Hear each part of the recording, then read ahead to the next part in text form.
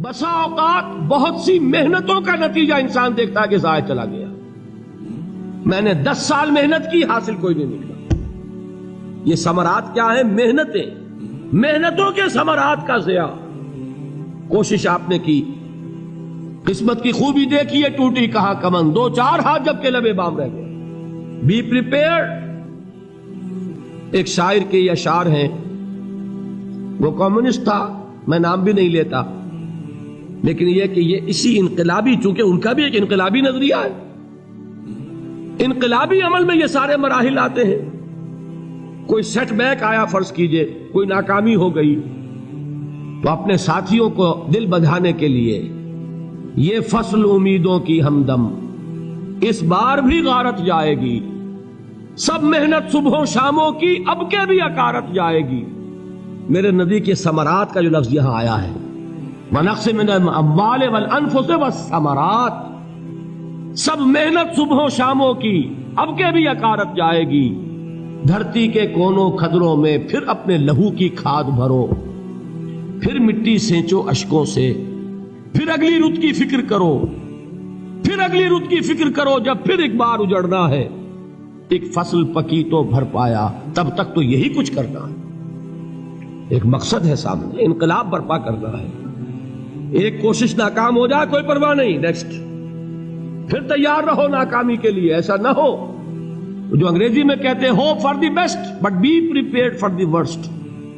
ایسا نہ ہو کہ دوسری مرتبہ ناکام ہو کے بددل ہو جاؤ، تمہاری ہمتیں جواب دے جائیں. نہیں، پہلے سے تیار رہو کہ دوسری مرتبہ بھی ناکامی آئے تو آئے، لیکن جب تک کہ کامیابی حاصل نہیں ہوتی ہمیں یہ کام کیے چلے جائیں. دیکھیے سیرت میں آیا کہ نہیں یہ واقعہ. بدر میں مسلمانوں کو فتح ہوئی تو احد میں زک پہنچی کہ نہیں؟ 70 صحابہ شہید ہوئے کہ نہیں؟ اگر ان کی ہمتیں جواب دے جاتی تو گاڑی کیسے چلتی آگے؟ تو فرمایا وَلَنَبْلُوَنَّكُمْ بِشَيْءٍ مِّنَ الْخَوْفِ وَالْجُوعِ وَنَقْصٍ مِّنَ الْأَمْوَالِ وَالْأَنفُسِ وَالثَّمَرَاتِ. ہم تمہیں لازم آزمائیں گے، خوف کی کیفیت سے، فقر و فاقے کی کیفیت سے، بھوک سے، جان کے نقصان سے، مال کے نقصان سے، محنتوں کے حاصل کے ضائع ہو جانے سے. وَبَشِّرِ الصَّابِرِينَ، اور اے نبی بشارت دیجئے صبر کرنے والوں کو. الَّذِينَ إِذَا أَصَابَتْهُمْ مُصِيبَةٌ، وہ کہ جب ان پر کوئی تکلیف آئے، کوئی مصیبت آئے، کوئی آزمائش آئے، قالوا انا للہ وانا الیہ راجعون، وہ یہ کہیں کہ ہم اللہ ہی کے ہیں، اللہ ہی کی طرف لوٹ جانا ہے. یہ وہی انداز ہے جو میں نے فارسی کا شعر سنایا تھا آپ کو کہ سرے تسلیم خم ہے جو مزاج یار میں آئے. وہ ہمارا مولا ہے، ہمارا آقا ہے. اگر اسے یہی منظور ہے تو ہمیں بھی یہی منظور ہے. میں نے تسلیم و رضا کی بات کی تھی نا، آپ کو کچھ شعر سنائے تھے. ایک شعر اور سنیے، اور یہ کس کا ہے؟ محمد علی جوہر کا. ایک مرتبہ جیل گئے، ان کی ایک بیٹی جوان بیمار ہوئی، فوت ہو گئی. باہر چھوڑا انگریز نے، جاؤ بھائی دفن کر دو بیٹی کو. دوسری مرتبہ جیل گئے، دوسری جوان بیٹی اسی مرض میں مبتلا ہوئی. اب یہ جیل میں ہے، خبر پہنچی کہ دوسری بیٹی کے اوپر بھی اسی مرض کا حملہ ہوا ہے. ایک نظم لکھی ہے جس کا آخری شعر یہ ہے، تیری صحت ہمیں منظور ہے لیکن اس کو نہیں منظور تو پھر ہم کو بھی منظور نہیں. یہ ہے، جب تک یہ کیفیت نہ ہو اس میدان میں آدمی ثابت قدم نہیں رہ سکتا کہ میرے رب کو اگر یہ منظور ہے تو یہی مجھے منظور ہے، اور تیری صحت ہمیں چاہیے تو ضرور، لیکن ہمارے رب کو منظور نہیں تو ہمیں بھی منظور. راضی برضائے رب. وَبَشِّرِ الصَّابِرِينَ الَّذِينَ إِذَا أَصَابَتْهُمْ مُصِيبَةٌ قَالُوا إِنَّا لِلَّهِ وَإِنَّا إِلَيْهِ رَاجِعُونَ. نہ شود نصیب دشمن کے شود ہلاک تیغت، سرے دوستہ سلامت کے تو خنجر آزمائے. اولئک علیہم صلوات من ربہم ورحمہ، یہی ہے وہ لوگ جن پر ان کے رب کی طرف سے عنایتیں ہیں اور رحمتیں ہیں. وَأُولَئِكَ هُمُ الْمُهْتَدُونَ، اور یہی ہے وہ لوگ جو کامیاب ہونے والے ہیں، ہدایت پانے والے، ہدایت یافتہ. اسی سورہ بقرہ میں ذرا آگے چل کر، یہ تو ہے 20واں رکوع، 19واں رکوع. 21ویں رکوع کی پہلی آیت ہے لیس البر ان تولوا وجوہکم قبل المشرق والمغرب ولکن البر من آمن باللہ والیوم الآخر والملائکۃ والکتاب والنبیین وآتى المال على حبه ذوي القربى واليتامى والمساكين وابن السبيل والسائلين وفي الرقاب وأقام الصلاة وآتى الزكاة والموفون بعهدهم إذا عاهدوا والصابرين في البأساء والضراء وحين البأس. اب یہ آیت جو ہے سورۃ العصر میں جو مضامین آئے تھے سارے اس میں موجود ہیں.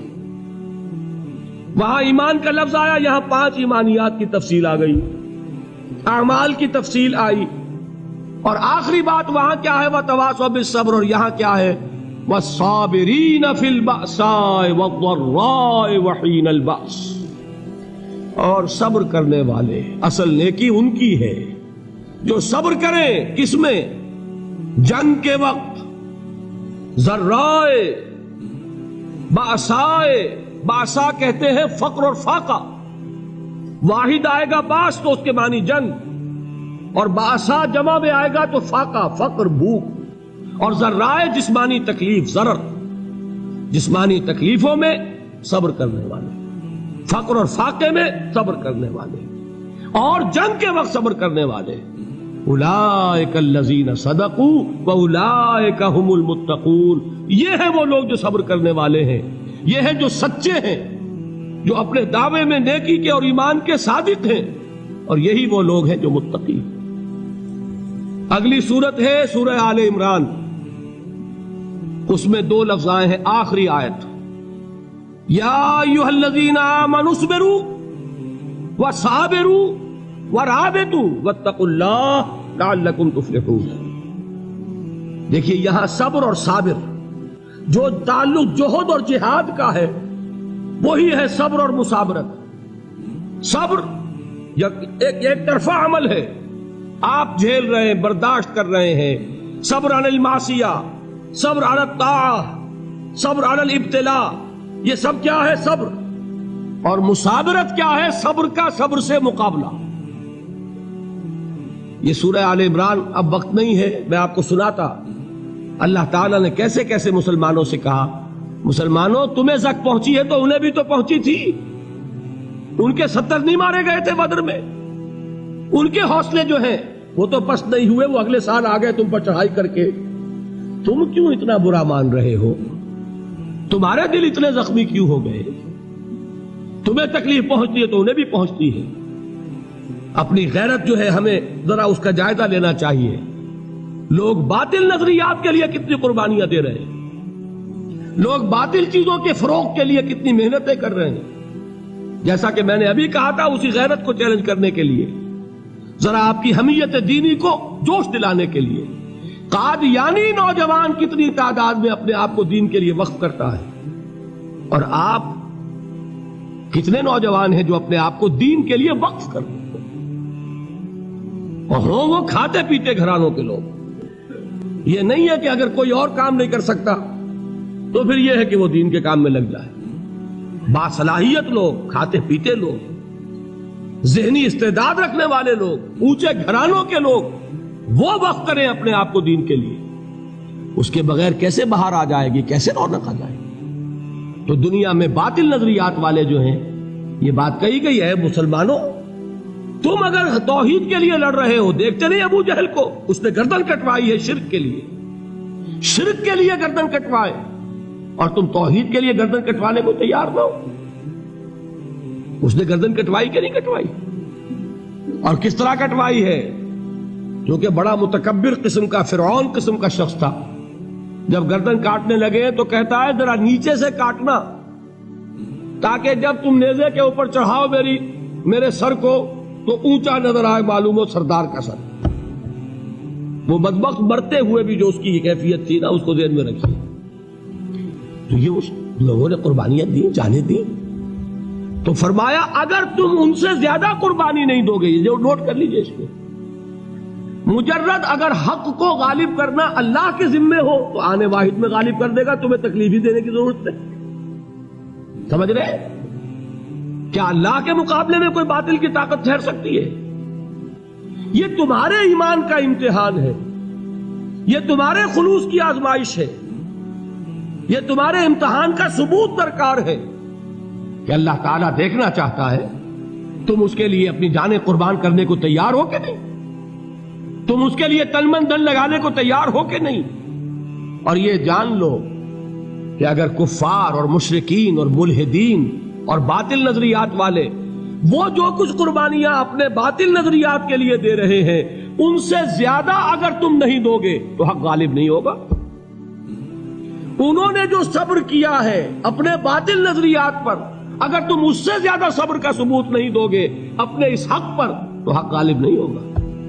اس لیے فرمایا یا ایھا الذین آمنوا اصبروا وصابروا، نہ صرف یہ کہ صبر کرو بلکہ صبر میں اپنے دشمنوں سے آگے نکلو، ان کے صبر سے بڑھ کر صبر کرو۔ وَرَابِطُوا، مرابطہ کہتے ہیں چوکس رہنا، ہوشیار، پہرا دو، ایسا نہ ہو کہ دشمن جو ہے غفلت میں تمہارے اوپر کوئی حملہ جو ہے کر بیٹھے۔ وَاتَّقُوا اللَّهَ، اور اللہ کا تقوی اختیار کرو، لعلکم تفلحون، تاکہ تم فلاح پاؤ۔